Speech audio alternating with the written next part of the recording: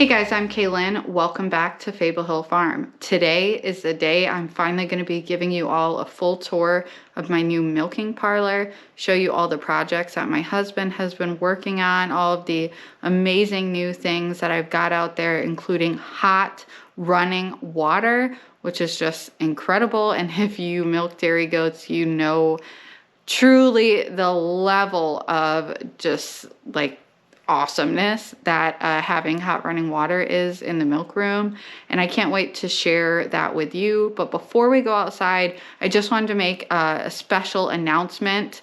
My Etsy shop is officially open. That's the Fable Hill Farm Etsy shop, and that's where I have posted all of my handmade goat milk soaps, as well as things like bath salts, sugar scrubs, gift sets, and things of that nature.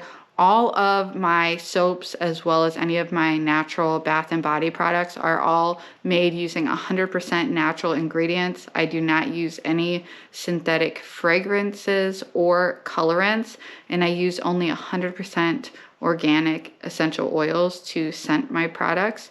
So if you are interested in checking that out, I will link that down below. And if you live in the continental United States, you still have time to get any last minute orders in before Christmas, and they will ship on time. So again, that'll be linked down below, but let's go outside and check out the new milking parlor. So it's December here in Michigan, and we're kind of in this weird phase where it doesn't look like winter, but it is. We've already had a lot of snow, a lot of ice. It's since melted, clearly, but lots of snow and ice still to come. We've been burning wood in our wood stove over there for quite a while now, and yeah, we're lucky to have this weather. How long it will last, who really knows? So I'm outside, kind of in the parking lot area outside of the barns, and I'm just going to show you as a point of reference where my milking parlor is. So here's the dough barn, and lots of changes are going to be coming to the dough barn, some new pens and different gates, and we'll do some new fencing next year, some permanent fencing, which is something to look forward to. But here's the dough barn. Looks like the girls are out eating hay. Girls! Want to say hi, girls? Girls! Yes, they're all busy stuffing their faces, which is what goats do best. Hi, Sai. Pretty girl, Sai. Yep.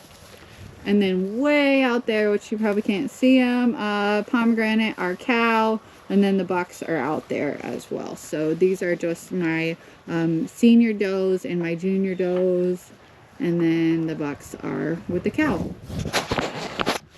And with Uhtred, our livestock guardian dog.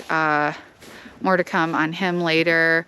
I just recently posted a video about getting our new cow, so you can check that out. I'll link that down below if you haven't seen that. So I'm standing outside the dough barn.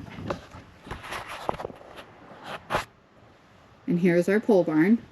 And we have this big door here, sliding door, and then the little door, and that's my milking parlor over here. But this is the way that I bring the does in. So as of right now, how it's set up, because we don't have like exterior fencing and all that, eventually there'll be another door and pens and stuff that lead to the barn. But for now, what I do is I open this gate, the does run out, they come this way, and they come through this door morning and night.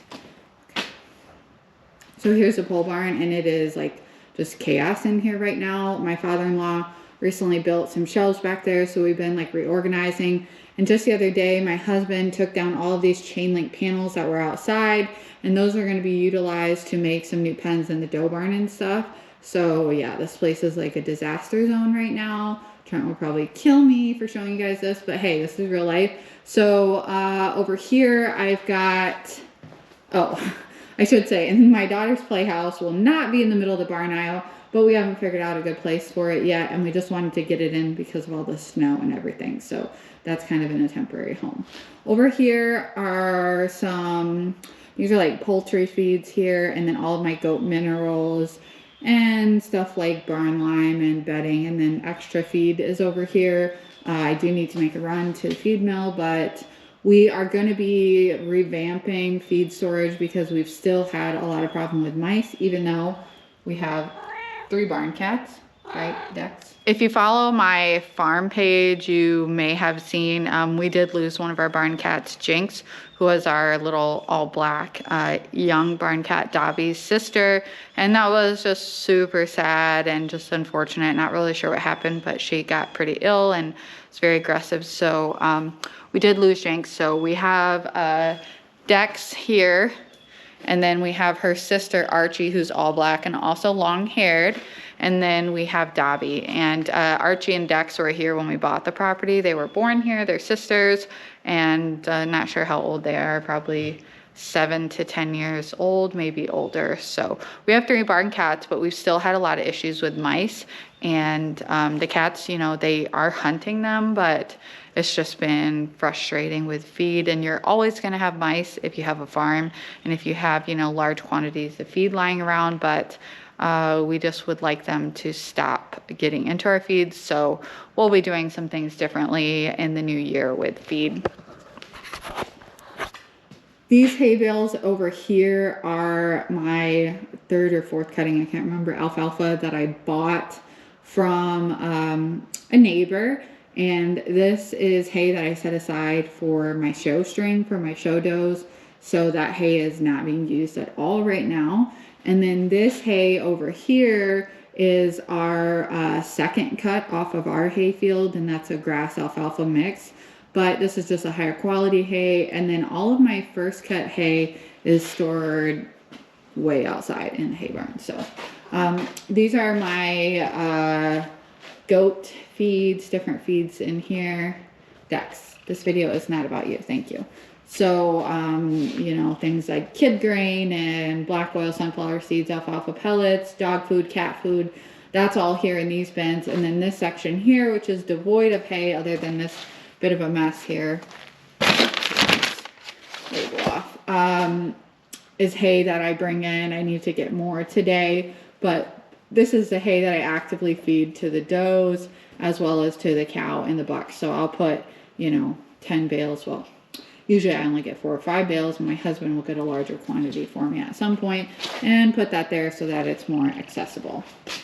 This pen here is very new. My father-in-law built this for me recently, and this pen is only used as a holding pen for my milkers when they are waiting to be milked or when they're done being milked before they go back to the dough barn. And this pen is just really, really useful. It's really changed my chore flow, and I love having this pen here. So they have their higher quality hay. They've got some of that nice alfalfa, not very much, but I do give them a little for the does, again, that are milking. You know, higher quality, higher level of nutrition is going to lead to a better lactation. They've got troughs in here, and I do want to put some more like long troughs in here next year. They've got alfalfa pellets, free choice. They really don't eat very much of those. And then they've got always have this 2nd cut hay here. So this pen is super nice for that. And then usually they have a bucket of blue light, which is a goat electrolyte supplement. Right now I just gave them warm water, but typically they have blue light. The cats have their water bowl in here. And then, dun dun dun, we're going into the milk room. Ta-da! Okay, shut this door. I'm gonna back up here. Okay. This is my new milking parlor. This is also my husband's workshop, and it was previously a workshop used by the former owner, and we've just slowly been converting it. You can see my husband's workshop area over here, which is in also a state of chaos. My father-in-law just built this new bench in here, and then my husband literally just the other day just got this toolbox, which we got a great deal from a close friend.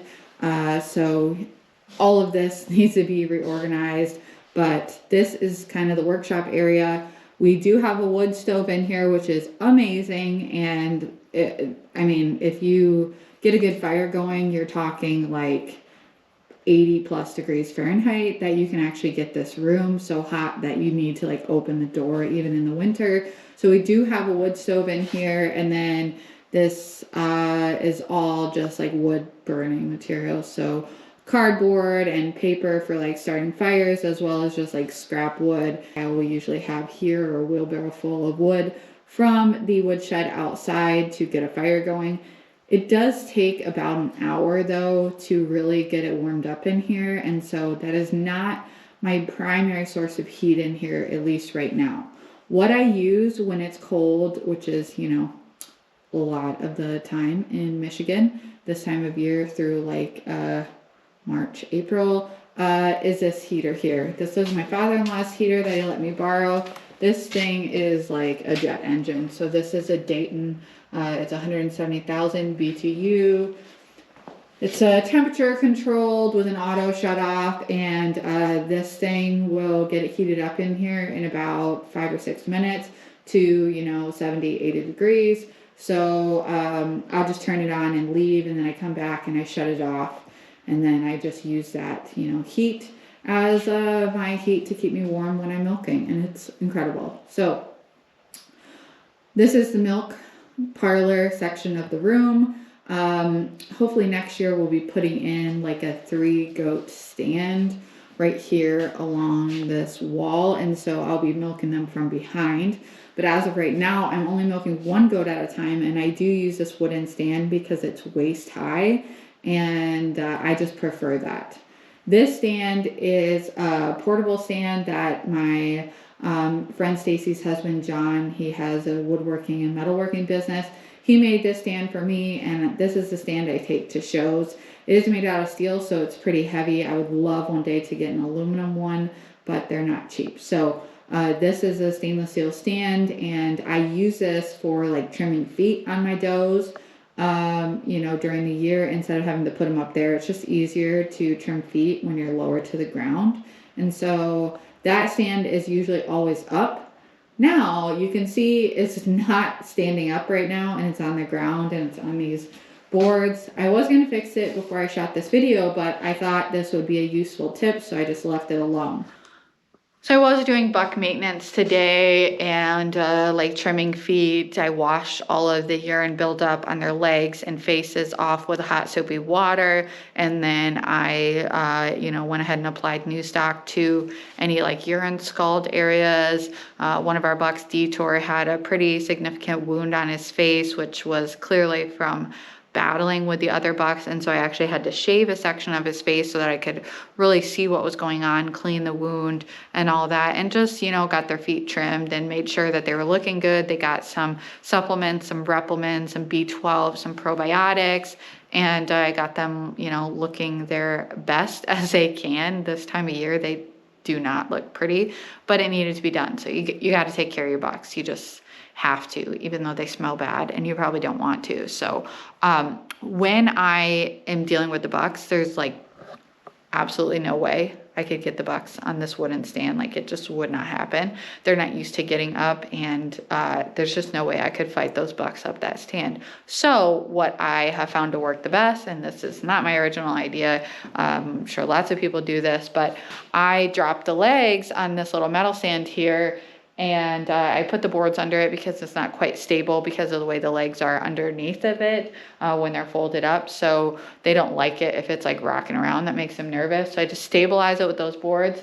And then that is how I do maintenance on my bucks, including feet and all of that. So having them low to the ground, I literally can just walk them on it and shut their head in there. And that works a million times better than ever trying to get a buck to jump up even like 2 feet off the ground. Yeah, they don't want to do it. It sucks to fight them. So that's what I do. So I milk on this wooden stand. Over here is just like, these are like feed pans and extra things. That's where I put my dirty milking rags. This counter here is where I set my like milking equipment that I'm using at the time. And I'll just go ahead and put like my, you know, my strip pan and my milking container and all that here. Go over here and show you. I've got my, this is where I keep my clean rags. It's my fight back spray that I use for spraying the teats post milking. And because again, it freezes, this room is not totally insulated. This actually goes inside of this cabinet, which is insulated. I'll talk about that in a second at night, but right now it's out for evening milking. This is my breeding schedule, which was my preliminary breeding schedule. I just actually did ultrasounds with my friend Stacy a couple of days ago, and I'll be sharing all of that, who's bred, who's not bred, and all of my my breedings, my pairings and stuff like that in a separate video coming up here really soon. So if you're interested, make sure that you stay tuned for that. If you're not already subscribed, if you're interested in breeding dairy goats, especially like competing and showing dairy goats and milk testing, subscribe, hit that that like button and the little notification bell so that YouTube actually lets you know when I post new videos.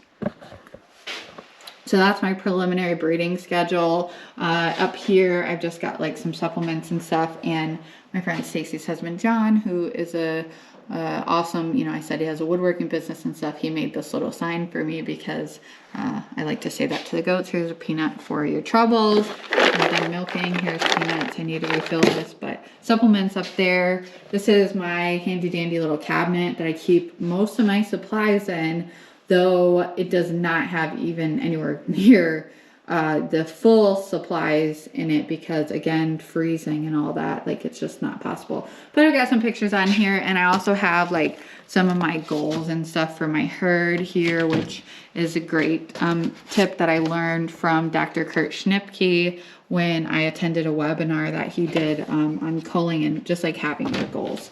Here I've got like a recipe for congested udder salve that I like to make. And then, yeah, this is my cabinet here, which is, again, quite devoid of a lot of things. So this is just stuff that can safely be exposed to freezing temperatures. So up top are pretty much all like herbs here and different herb blends. And I do buy a lot of my herbs in bulk. Some things come out of those herbs, some things just on Amazon like this here. And then I have a lot of blends that are made specifically for goats. And I buy most of those through either Firm Meadow, which is a great company, or let's see here. Here, Land of Havilah. And so I use all of their products. And so these are all my herbs. And then there's some different supplements like copper. Oh, there's my licorice root. I'm going to bring it back in the house.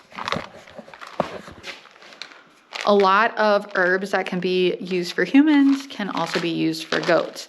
If you're new to the channel, you may not know this about me, but I am a former natural health professional. I worked in the natural health field for a decade with both MDs, naturopathic physicians, different holistic practitioners, clinical nutritionists. So I have a very extensive base of knowledge on using herbal medicine And my sister-in-law is also a naturopathic physician, and I do consult with her sometimes, as well as with other experts who deal with like holistic livestock management. But I'm really passionate about holistic livestock management. I am not a veterinarian, so any of the information I give is shared purely for educational purposes on what I do with my herd as far as holistic livestock management. But you should always consult with your own veterinarian. You should always do your own research. You should absolutely always have a local goat mentor if at all possible. And yeah, so in other videos, I do talk more about herbs and stuff like that.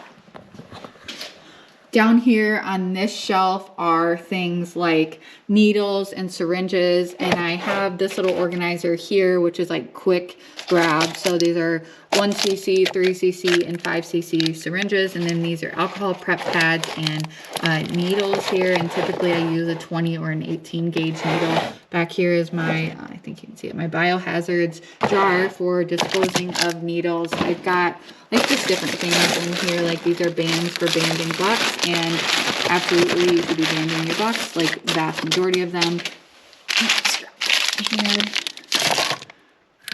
Yeah, different containers if I need to like mix up herbs or stuff. I have these, there's thermometers, my banders, different things. These are for humans here. I've got band-aids, eye drops, and like finger band-aids like this one to protect myself. This is a waist sling for kids. The T-tip cup here. These are all different types of bandages, vet wrap, different things there. And then here I've got, this is just miscellaneous medical supplies. That's tons of needles. And then these are all my like bulk, you know, extra needles that don't fit in here, prep pads, stuff like that. This has, you know, more like a first aid type stuff. And then down here is where I keep my milking equipment, my little ladle here for milk testing. Just did a milk test yesterday. I've got to go to the post office. That reminds me.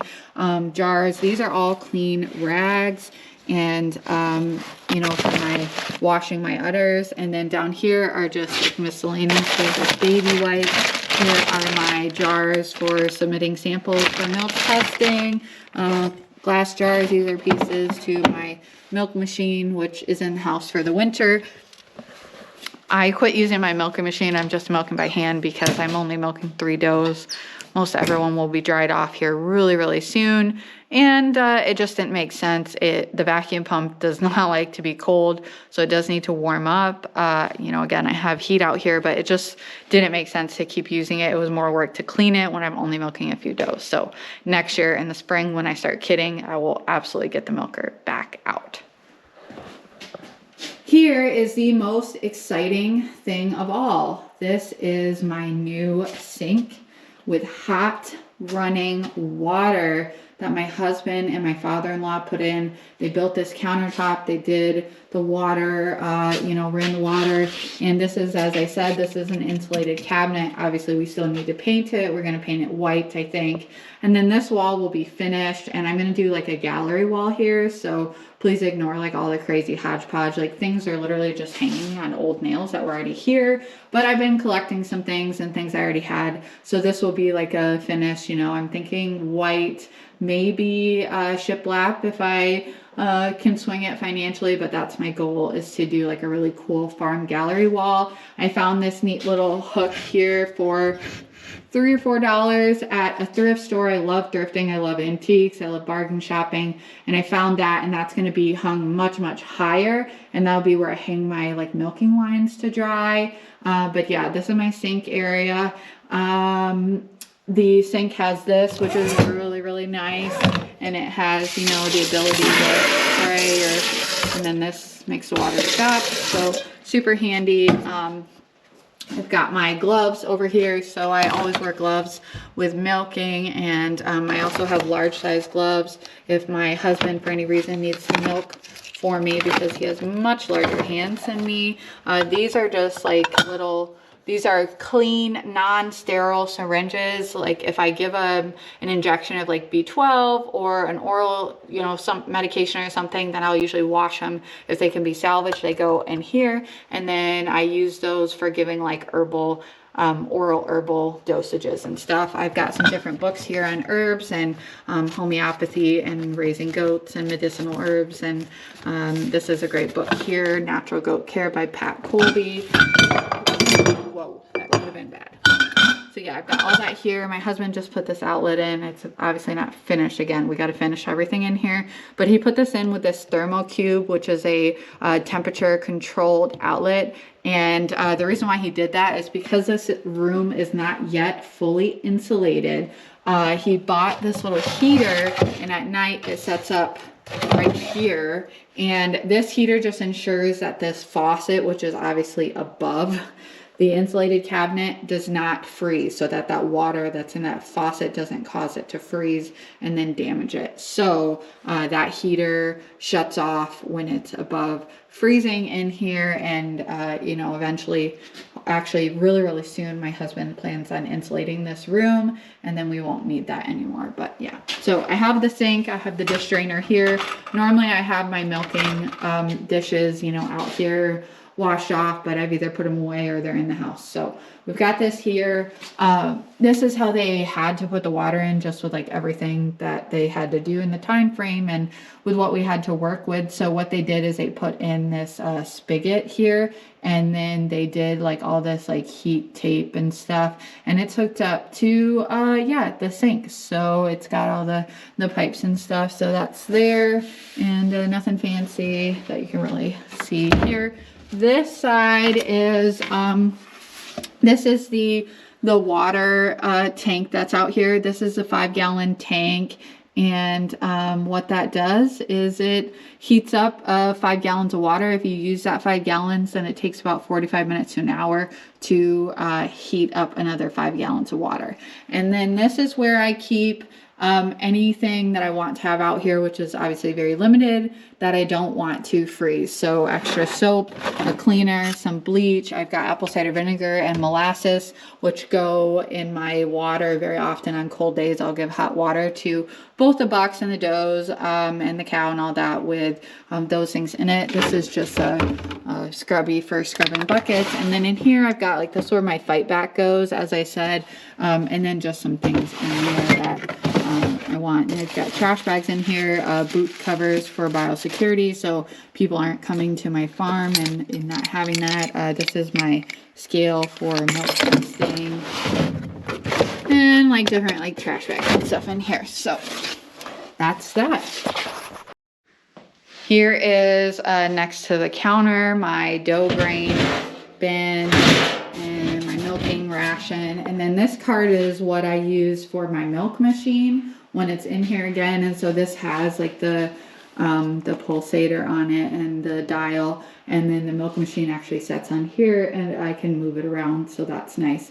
And this right now, it's kind of a catch-all for some random stuff. So. Okay, so to finish out this video, over here, very important, the deep freezer.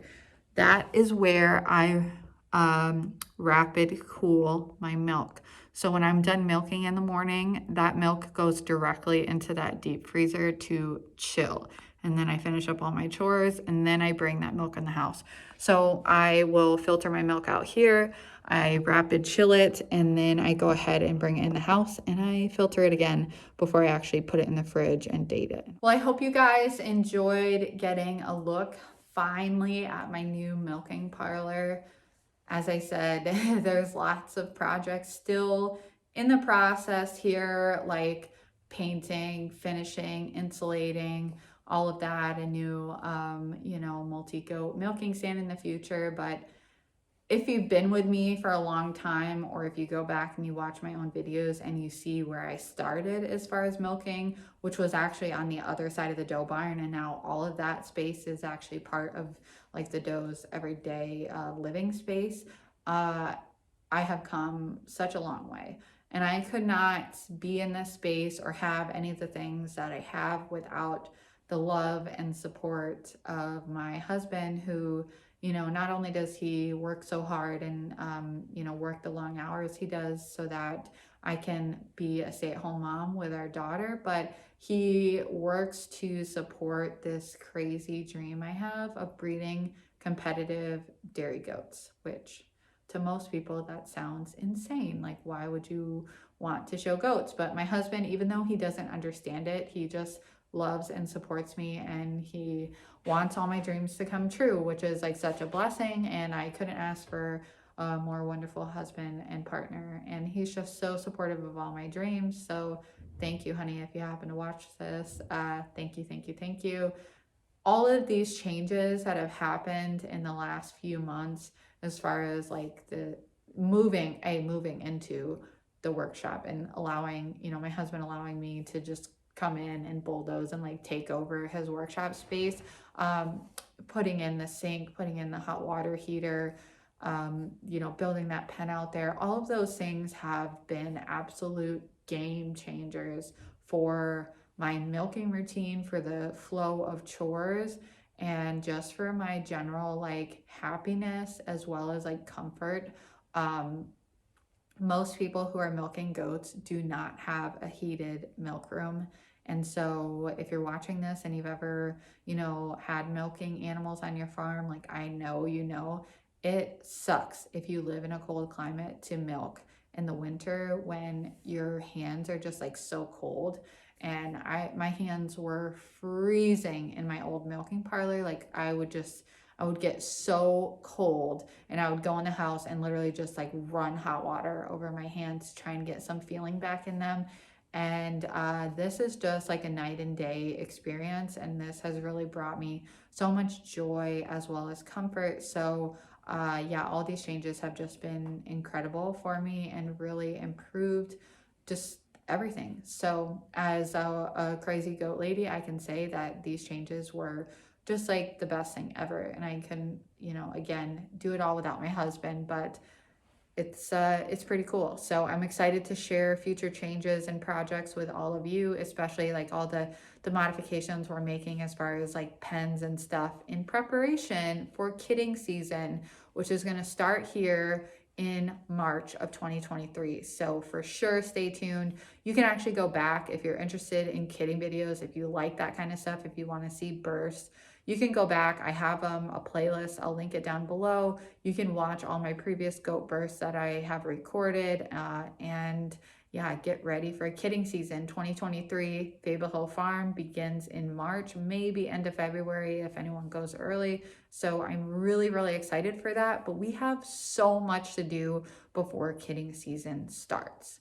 So thank you guys again for watching. I better wrap this video up so I can go in and edit it actually, and drop off my milk samples. I can't forget that. I do need to do that at the post office. So I will leave you guys now with a thanks for watching. I'll see you in the next one. Don't forget to like this video, give it a thumbs up if you liked it.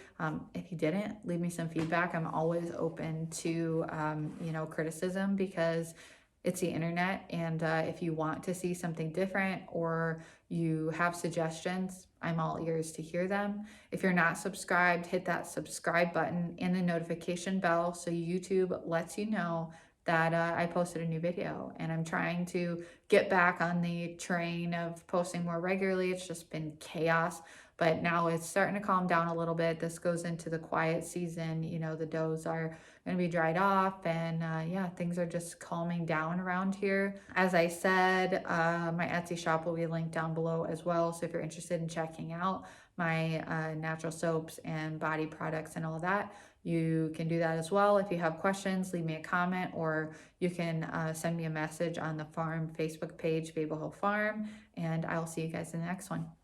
Bye.